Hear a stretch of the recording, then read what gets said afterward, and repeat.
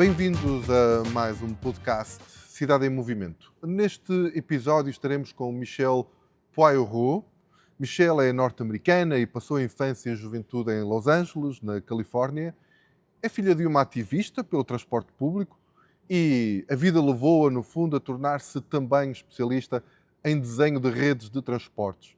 Vive em Portugal, mas enquanto líder da consultora Jarrett Walker Associates para a Europa e o Reino Unido, acaba por ter um pé em muitos países, regiões e cidades com as quais colabora neste momento na melhoria dos serviços de mobilidade.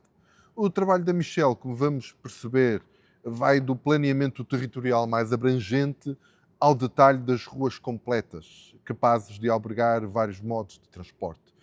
E ela dedica também uma grande atenção ao envolvimento das comunidades no design destas redes. E vamos já conversar também com ela sobre isso. Hello, Michelle. It's good to have you with us at this podcast series. First of all, help us know a little more about yourself. How does someone that graduates in biology, as I heard, become a specialist in transportation networks? Oh, thanks for the question. Thank you for having me. It's a real pleasure to be here.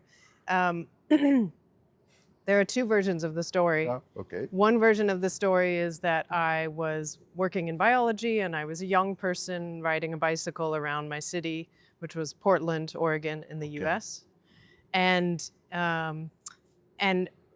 I was using a bicycle a lot, I started to get annoyed. At that time, there was a lot of talk about global warming.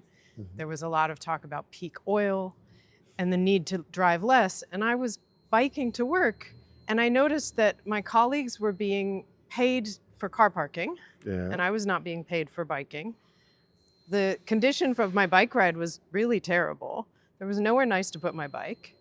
And I started to get sort of activated and annoyed. And at the same time, some friends told me, oh, look, the advocacy organization, an NGO, is hiring someone, to help with events. And I just took a chance and I applied because I was developing really strong opinions.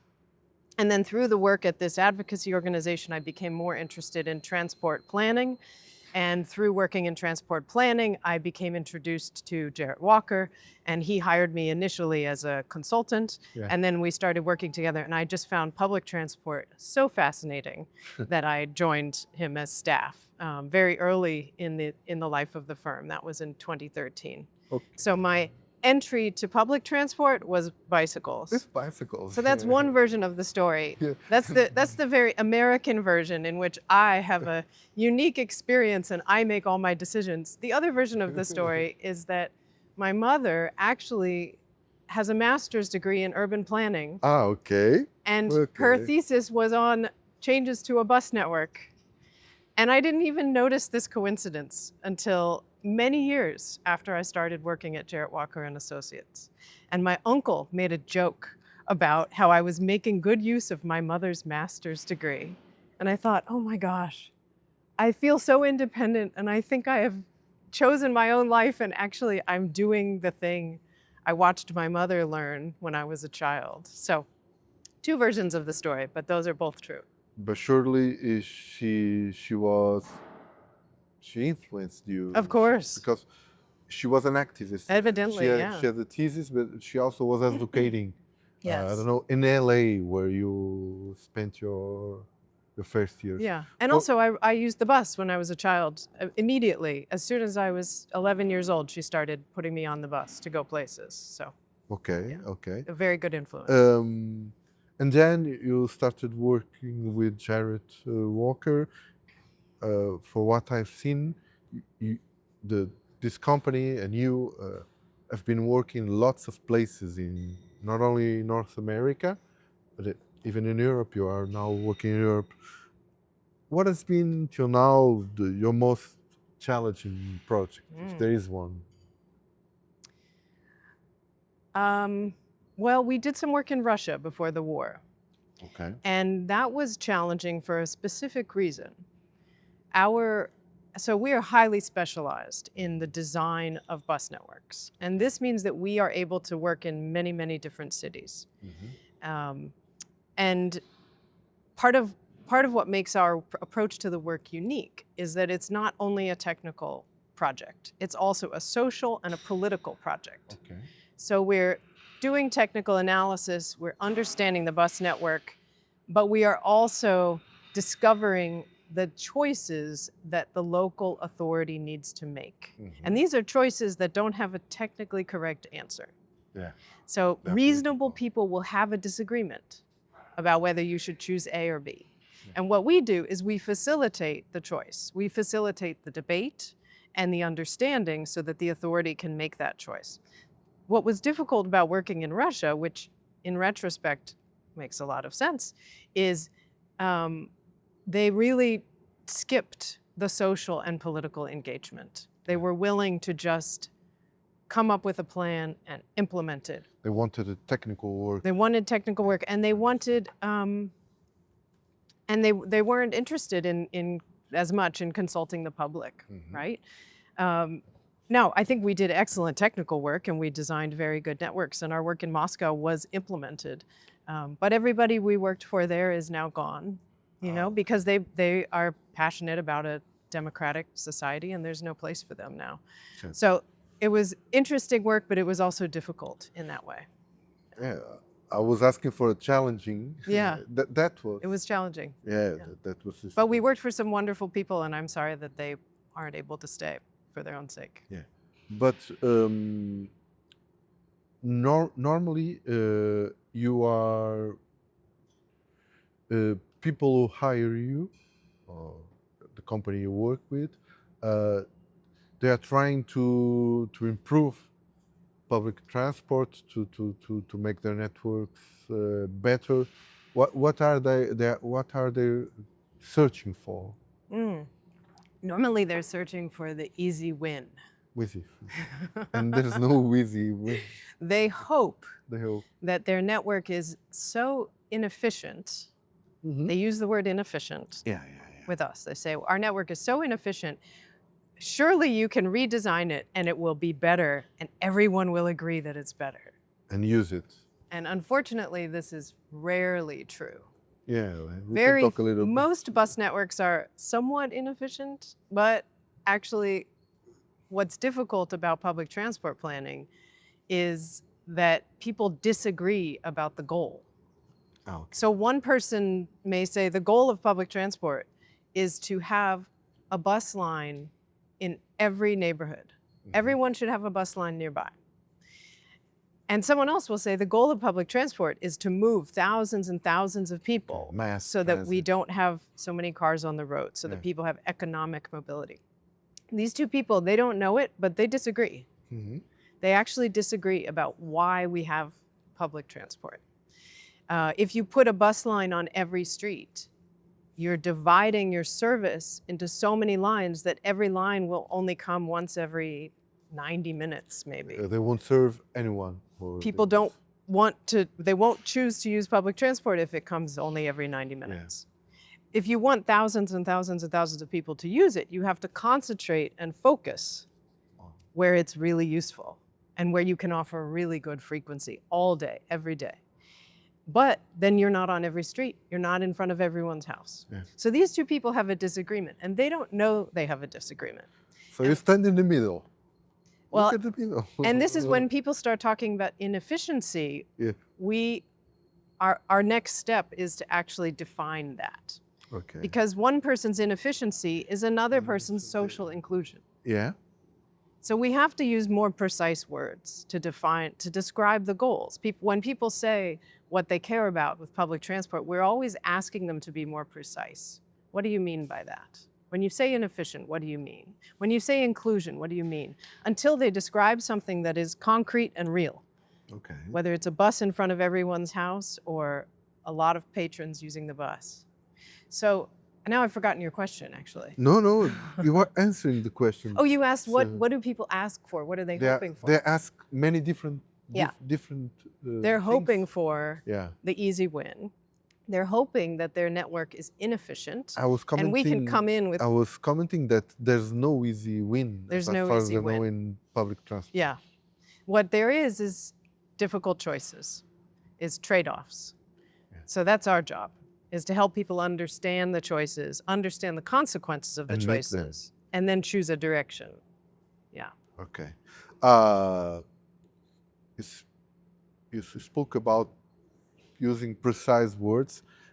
There's one I read about in your work that's the idea of complete streets. Mhm. That you work also with this idea of complete streets.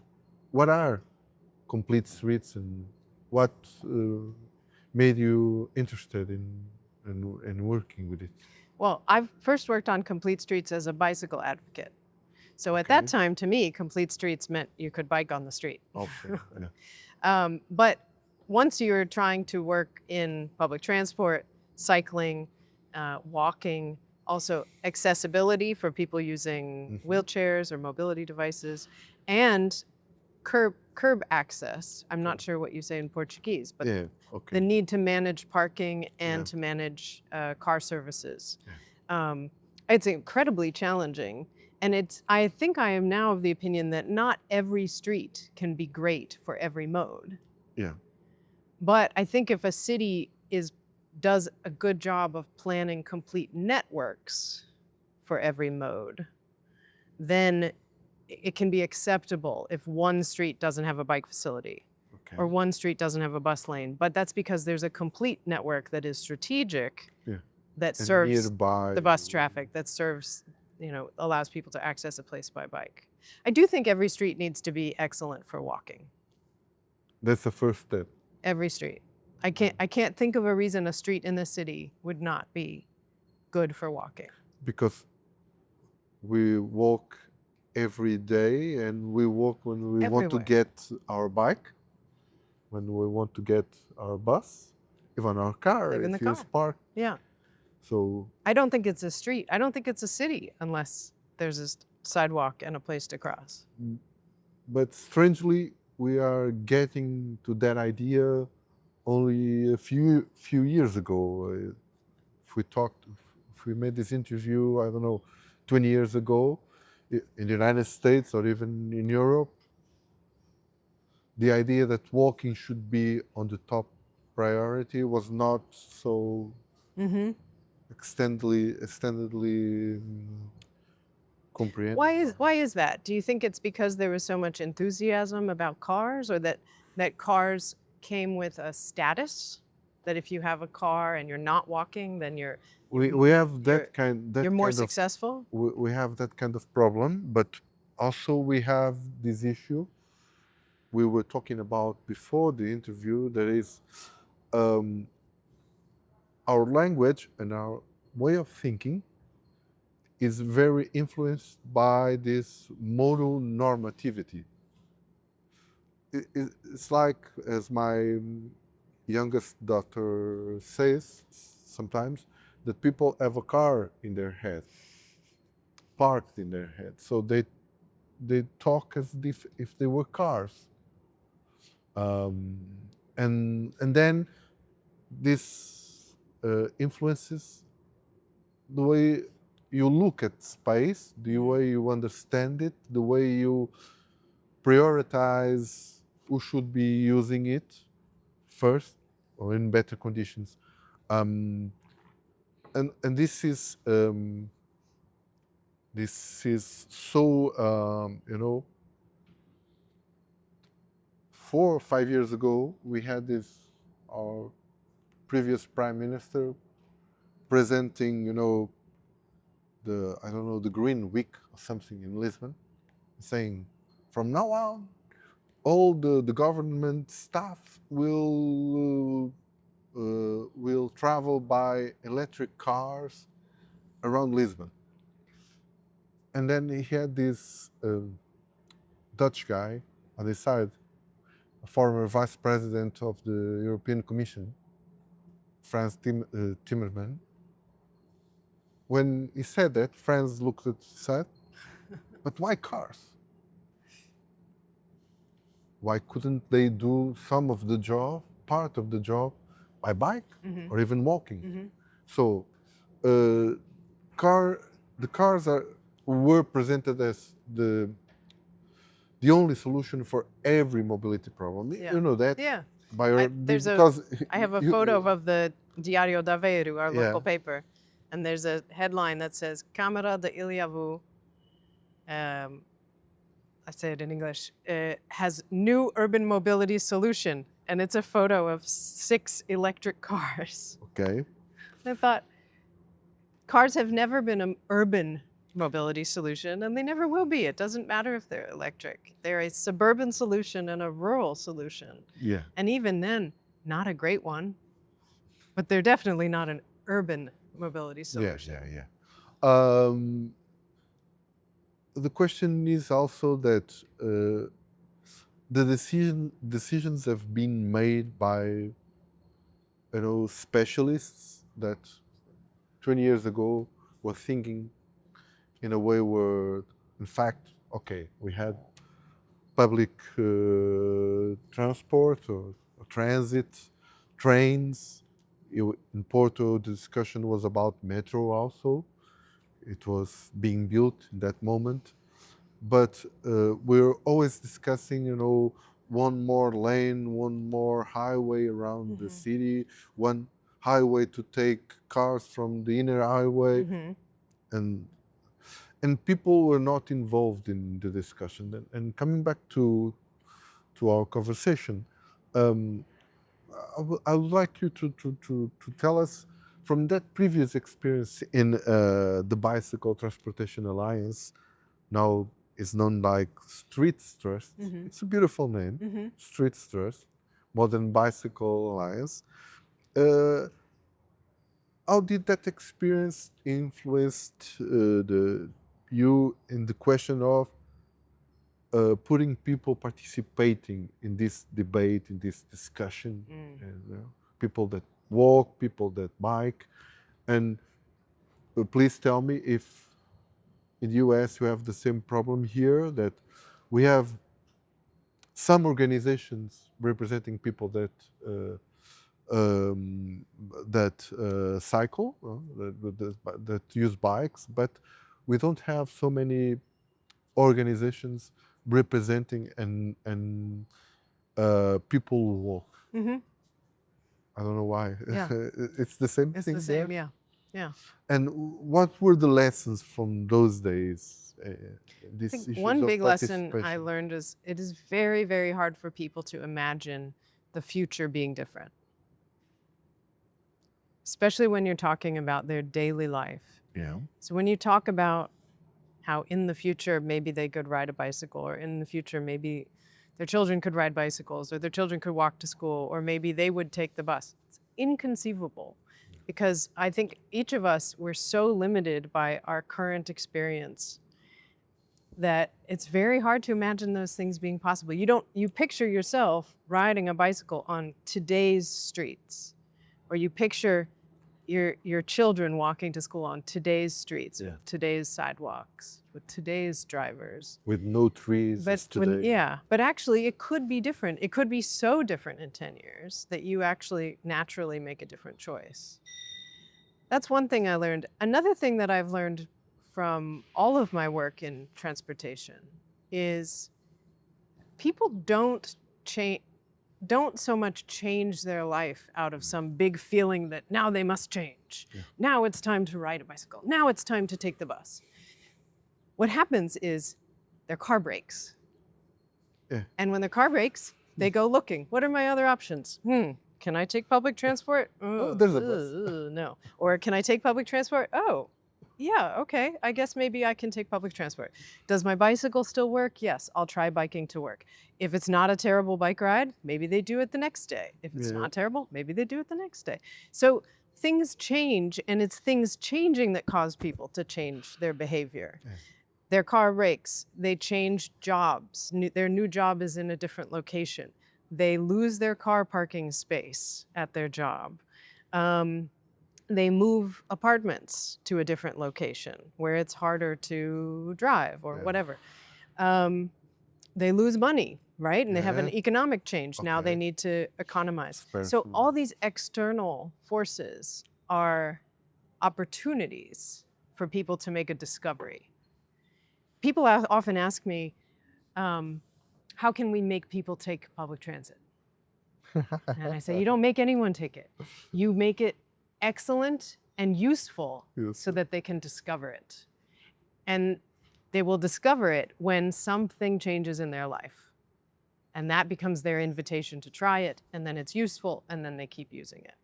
So of course you should do good marketing of public transport so that people are aware Yeah. what is available. But what will actually cause people's behavior to change is some kind of shift in their life. So you need to be ready for that.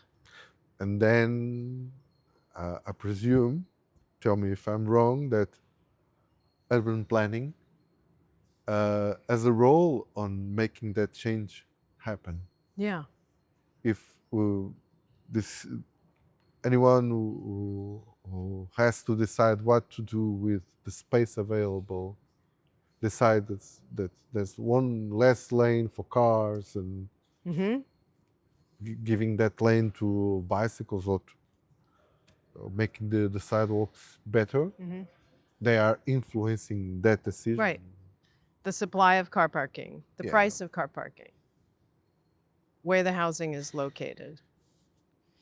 Even things like, is the car parking sold by the month or by the day? Okay. Yeah. Because if you sell it by the month, there's only 12 opportunities per year for someone to make a decision not to drive. Okay. But if you sell it by the day, Every day you have. there are 200 opportunities per year for someone to decide not to drive. When you sell parking by the day, That's the you first time actually I heard increase shift to other transport modes.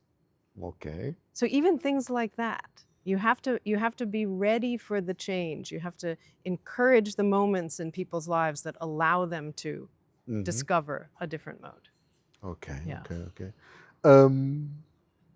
Looking at your specific work with planning bus networks, what are the key success factors for a transport network? And let me put a question on the top of that. Is it possible to design a good public transit network without rethinking the role and space dedicated to car mobility? It is definitely possible in the short term. The short term, okay. So we have designed many good public transport networks, and very little else needed to change in the city for them to operate. We can, depending on what goals the city wants to pursue in their network, we can improve travel times, we can improve frequencies, we can improve directness, we can make hours of service longer each day and longer each week. And that can really make big positive improvements in people's lives and in the number of patrons using the system. And you can do that without changing car parking, without changing development patterns, without even changing much with the engineering of intersections and signals. But that's for the short term. The long-term success of the bus network is all about developing a long-term market for public transport. So not just, yes, there's an excellent bus line on this street, but there's an excellent bus line on this street that serves dense housing, schools, jobs, shops, social services. Yeah. People are using it all day long, all week. They use it in both directions. They're able to walk places. And that is a long-term development challenge. That's where it's not only the public transport operator, but the municipalities who need to be taking action. So when we do our work, when we reach the point of designing a new bus network, of restructuring the bus network, if possible, we always include the municipalities in the room. Those who So plan we're the in a space, room, urban we're space, literally in a room with a big Yeah. table and big maps and big markers. And we have the bus operator and the authority and the municipality, or sometimes many municipalities. Yeah, We did this in metropolitan- Dallas, Texas, with 13 municipalities. 13? They Okay. took turns coming in when we were working on their part of the system. But their contributions are so important because immediately maybe we need them to help with changing a signal so a bus can Okay. turn left, That's- right? But over many years, what we need their help with is locating housing, locating people, locating destinations in places where they can be served efficiently by public transit. Yeah. Because they can locate those things up on a hill, down a Yeah. cul-de-sac, at the back of a large car park. They're very difficult to serve with public transit. So their development decisions, their comprehensive planning decisions are responsible for the long-term success of the bus network. So yes, you can redesign a bus network and have short-term success without changing the city. Mhm. But to really have long-term success, you have to grow the city around the bus network. The bus network. I was asking this because, in my understanding, when you don't do anything to as we talked about before, to make people think in changing their behavior, if they have the car, if they have the space, even when they have public transit service, they prefer the car. We have at least the numbers in Portugal of model shift, that we had people coming to the metro because it was a new offer in town, in the metropolitan region. STCP is trying to recover from the COVID, but the numbers are not as good as they were, 15 years ago or something, because the part of the people that used to ride these buses now are in the metro also. But cars still dominate. We have more than 60% of people going by car in this metropolitan area of Porto alone. And the question is, can we expect success from even a good bus network if we don't, mess around this idea that being on a car is easier and Yeah, I think cars are incredibly competitive here. yeah. And if the car is faster, more comfortable, more instantly available, and cheap, then it will be difficult to make public transport succeed. I mean, cars are a competitor, and right now they're competing very well, Okay. especially with the availability of Uber. I mean, I don't know if Uber is making money here yet. They're Yeah. not making money in the US on their Okay. on their car business. They're making money on their food delivery business. Okay. So they're subsidizing traffic. Traffic. Yeah. I mean, it's, They're most people putting- think that Uber is a successful business, has proven that people want to be driven around, but actually people aren't paying the full price. Yeah. Uber's covering the rest. So I think with that as competition, it's very hard to fill the bus. Okay. Yeah. Leaving aside the obvious political and cultural difficulties of each context, talked about Russia before, is it easier to rethink urban space and a bus network, for example, in American cities where they are newer, with wide streets, or in the historically and physically consolidated, urban density of many European cities? You are having worked in these two contexts, so I think it is certainly not easier in America. for other reasons, It might be harder. it might be harder. I can picture an intersection Yeah. in the center of Albuquerque, Okay. New Mexico. All four corners of this intersection are car parks. Okay.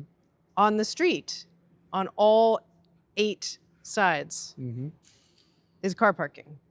Okay.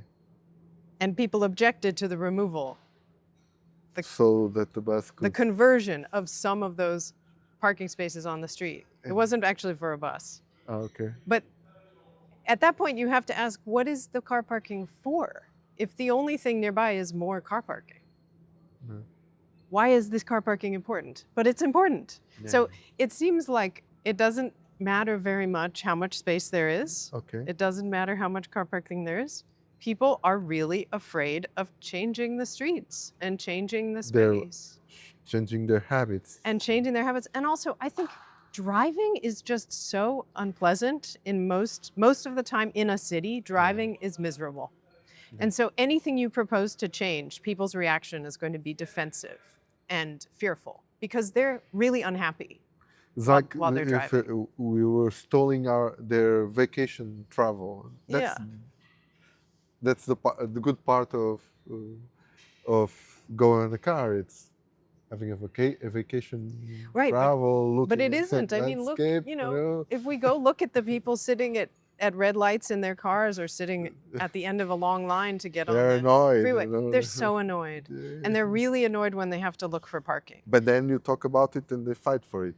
Yeah, because They love it. because it's very hard for them to imagine that what you're proposing will do anything other than make it harder to look for parking, make them sit in more traffic. They're miserable doing that. So I think people they react from a very negative place. And that's true in America. NIMBY applied to transportation, not in my backyard. Yeah, sort of. To transportation. So yes, we do have these big wide roads in North America, but it is still difficult to dedicate space for a bus lane. There's still a lot of argument about it. Meanwhile, in European cities, you are capable of putting bus lanes down tiny, tiny roads. Yeah. In France, I've seen bus lanes in single, such a narrow road. You have one bus lane and the buses are able to use it in both directions. In both directions, okay. Through signaling. Yeah. So there's really a lot of skill at using space efficiently here. More than... And I think once you have a city or a town and most people aren't constantly stressed about driving, then you can propose a change and you don't get such a negative reaction. Okay. Some people, of course, are opposed, but most people, they mostly use the bus or they mostly walk, they only drive sometimes. So for them, it's not an existential threat. So It I think happened in Paris, for example. Most of the people don't have a car. most people don't drive. So the difference in America is almost everybody drives in a lot of cities, not everybody, but almost. And so you get a big reaction when you threaten the freedom of driving. And what about urban sprawl? That's a question. When you have to design these networks, if you have to serve, a territory an urban territory that's going to sprawl all over the place, it's difficult and it's more expensive. You have to use much more money to get it. It's a problem. Yeah. More in the US than here? Is it more in the US than here? That depends on the country. Yeah? The sprawl in Portugal is really terrible. Okay. I'm impressed. Good to hear from I'm very someone. Impressed. Yes. You can see it when you fly in and out. You can see just this scatter of houses across the landscape of Portugal. This national road. In this dendritic pattern, like no main roads where you could run a bus, just scattered of little quintas and little suburban quintas everywhere. And then you cross the border into Spain and there's forest and farmland and their cities are like this. So I think it depends a lot across Europe. It's certainly very bad in the US. Yeah. And the problem with sprawl is partly the density. Yeah. If you can afford to drive a bus 50 kilometers, how many possible passengers will you pass? If it's a low density area, fewer passengers. If it's a high density area, more passengers. But part of the problem is the shape of sprawl. Okay. Because when houses and hospitals and schools and industrial parks are built on cul-de-sacs, then you cannot have a reasonably direct Yeah. public transit line. And often the people will, in those areas will say, oh, the problem with our area is we don't have a bus line. We need a bus line. That will solve the problem. But actually, to give them a bus line, it would have to be like spaghetti. Yeah. It would have to go over here and then come back, and then go over there and then come back, and go over here and then come back. And very few people are willing to use this. It takes a long time. It's also very expensive. Yeah. So the problem isn't the lack of a bus line. The problem is the shape of the development. And the same developments, the same industrial park, the same, hospital, the same housing, even low density housing, if it's organized in a linear pattern, you can run a bus line straight down it, and many people will be walking distance. And that means you can offer a better frequency. Also. Because instead of spending kilometers going up and down cul-de-sacs, you can spend your kilometers offering a better frequency. So the shape of the sprawl is incredibly important. You can have suburbs, you can have rural areas, you can have low density areas with good public transport, but they have to be the correct shape. And I see very bad shapes in Portugal and in the US. In the US also, okay. And the question is, then you come to this moment when, for reasons like, climate change and these goals we have to reduce CO2 emissions, we talk a lot about improving public transit, improving bike lanes, or building them because we don't have them much. But then you have this precondition, the space, and you put the money in it, and then you don't succeed because the conditions are not good for the service. And then we have this debate, and that's a fear. I don't know if you have found this, been through this debate in the places you have worked with. In the first moments, we see this as an investment, okay, improving people's lives. But then when we don't succeed, it's an expense. And when it comes to budget cutting, okay, what is not working? Our bus service is not working. Let's cut it here. And night lanes, night services, that lane that goes I don't know where. And this is disastrous for people who defend public transport. Did you went through these discussions in places where you worked with this idea that expense or investment? How do you solve it? I don't think it's solvable. I think we can be inspired by what the Irish Republic is doing. Okay. They are increasing the investment in investment. They call it an investment. They call it an investment in public transport nationwide by quite a lot. I can't remember the exact number, but it's somewhere between 20 and 40%. Okay. In the quantity of public transport service, and most of it in bus. And that is happening in the cities, absolutely, but it's also happening in the villages and in the counties. But they're also pushing to change the type of development, the shape of development, because they recognize that if they're putting so much more money into public transport, they need it to be more efficient. They need it to work. And so they can't permit as much of this building pattern where public transport doesn't work. And so they're going to be pushing the development more into patterns that a bus can serve efficiently or that a train can serve efficiently. So these two things go together. I don't know if there are people in politics listening right now what you are saying, but that's a very good advice. They are working in two realities. Yes. Offer and space. Market. The offer and the market. And you have to build the market. Yeah. And you have to prevent building from eroding your market. Okay. Yeah. But it's very hard to repair. If you look at cities, a lot has changed over hundreds of years. How have cities changed over hundreds of years? The buildings have changed, the streets have changed, the trees have changed. One thing that changes very, very, very slowly is the pattern of public and private real estate. Yeah. And so when a development is planned, an important thing that's happening in the planning of this territory is the definition of public and private land. Yeah.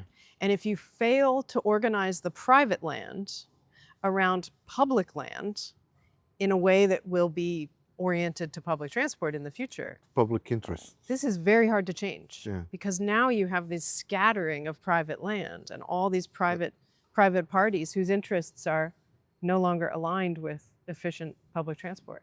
Of course. Let's talk about a little bit about your work now, and the fact you are living in Portugal, as I understood. Can you tell us why? There's a special reason. You are working for Europe right now with your company. Well, but why Portugal? It Why could be- Portugal? Well, certainly because I like Portugal very much. Okay. Very nice people. Okay. Our company was interested in working more in Europe and the UK, and we were already working in Europe and the UK and having to wake up at 4 a.m. to have meetings. And I was interested in moving here, and so Okay. it was a very mutual opportunity between me and my husband and the company. And also we surf, my husband and I surf, so being in a place with good surf is a nice Okay. bonus. And that's part of the reason that we ended up in Aveiro. We live in Aveiro. Okay. And it's very easy for us to go to the beach. Actually, I bike to the beach. It's a really wonderful exercise regimen. 40-minute bike ride, swim in the ocean, 40-minute bike ride back home. It's And work. perfect. Okay. So that's why we came, and that's why we picked Aveiro. Okay. And from here you can work wherever you want in Europe. And you just told me that you ride your bike to the beach, but how do you move around in Aveiro, Porto, by car? Have you tested our? We just got a car so that we can go places and surf, Okay. but it stays in a garage most of the time. I mostly walk in Aveiro.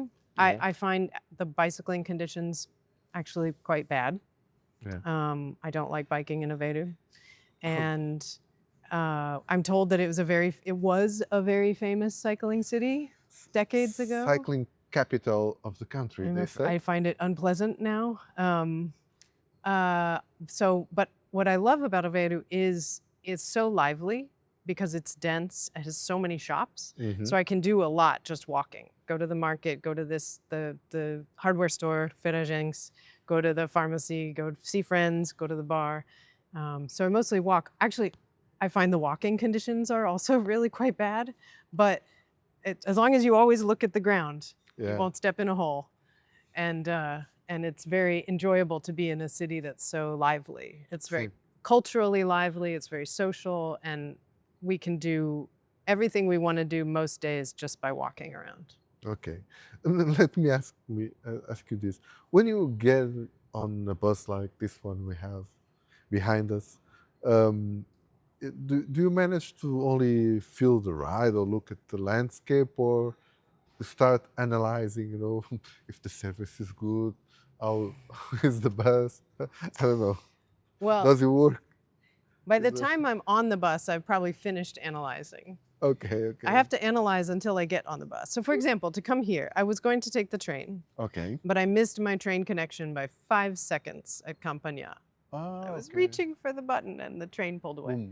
Okay. So then I turned around and I opened Transit app and I started figuring out another way, which was to take the metro to Trinidad and then transfer to the line 600. Okay. There was an alternative, which was to take the orbital 205. Yeah. 205? Yeah. And so I don't think there's any clue about the frequency of 205 or the frequency of line 600, but I want to know the frequency because I want to know. I'm querying a trip. I can make the trip now, yes. But if I miss that bus or if that bus doesn't come, when's the next one? Yeah. Is the trip resilient? So then I had to do a little research. What is the frequency of the 205? Oh, only every 30 minutes. What is the frequency of the 600? Aha, every 10 minutes. Okay. So I decided to go Trinidad 600 because if one 600 bus disappears, there's another one in 20 minutes, it's Right. okay. So I did all my analyzing. Yeah. I thought about why does STCP not have a frequency map of bus lines? But then once I got on the bus, I was just having fun. Okay. Because I love being on buses. I love being able to see the city. I love that STCP has big, clear windows. Clear windows, yeah. There are not advertisements covering the windows. Okay. Advertisements for the that's- people in the cars Yeah, to yeah. look at. So it's really enjoyable to be in the bus and looking outside and seeing shops and seeing people. And then all kinds of interesting things happen on the bus, social interactions. You know, you learn about people, you overhear a conversation, Yeah. maybe you start a conversation with somebody, you notice somebody's book. I love Okay. the social life on the bus. Okay. And we got to the end of our conversation. We have spent 40 minutes talking. Before we, just another last question.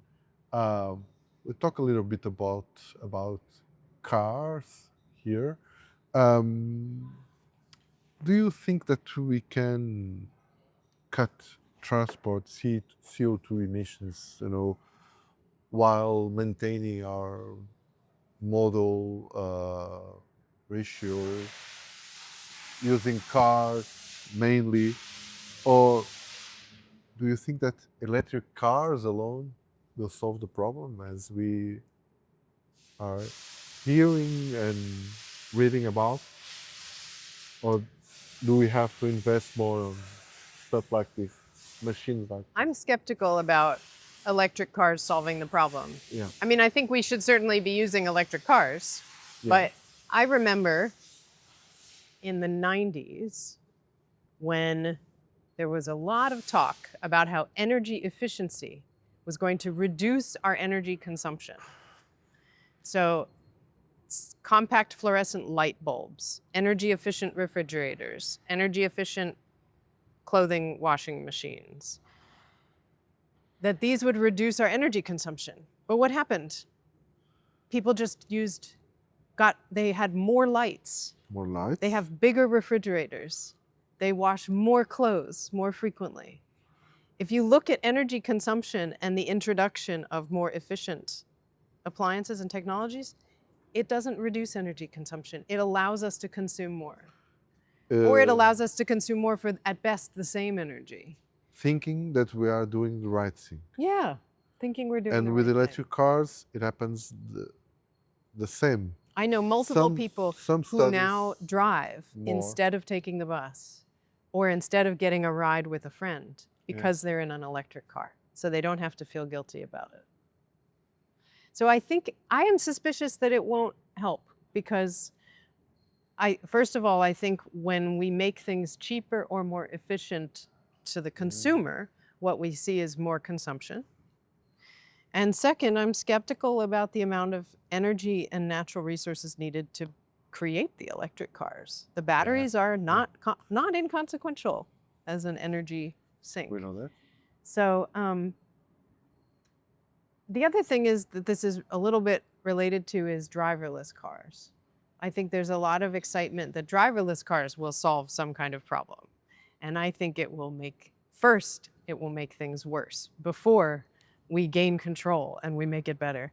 Because the first thing it will do is it will make driving so much cheaper. And I don't mean cheaper only in euros and dollars. I mean cheaper in effort. Yeah, because we have no time. When you don't have to drive your child to football You can practice, sit and you will send the car. Yeah. Right? And then maybe it's a great idea to own a second car because then you can send the car with your other child to the mall. Now we have twice as many kilometers driven by cars in this family.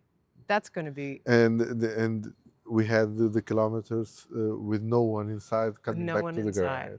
garage. So efficiency doesn't reduce consumption. So we don't need driverless cars. We need more, as I have heard in an advertising, we need more carless drivers. Yes.